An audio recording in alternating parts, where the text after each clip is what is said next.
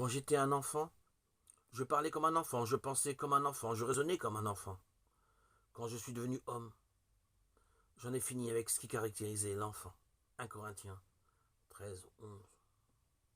La connaissance partielle des pensées de Dieu que nous avons aujourd'hui soit remplacée par ce qui est parfait dans la gloire éternelle. L'apôtre explique, illustre sa pensée par l'exemple de l'enfance. La parole, la pensée, le jugement d'un enfant sont mis définitivement de côté par l'homme adulte.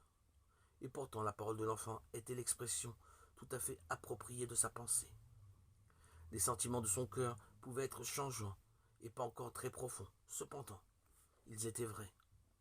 Ainsi, nous sommes amenés dès maintenant dans la merveilleuse lumière de Dieu. 1 Pierre 2,9.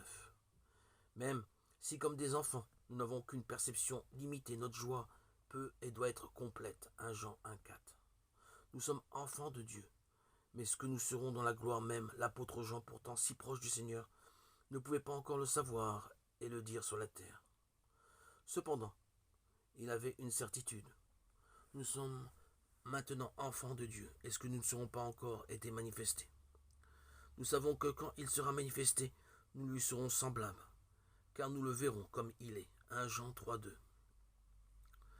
Le Seigneur Jésus viendra comme sauveur, transformera notre corps d'abaissement en la conformité du corps de sa gloire. Philippiens 3,21.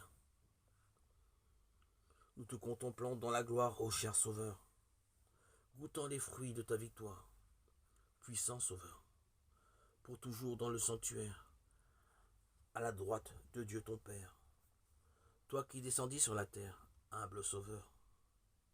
De ma chair je verrai Dieu, que je verrai moi pour moi-même, et mes yeux le verront, non un autre. Job 19, 26, 27.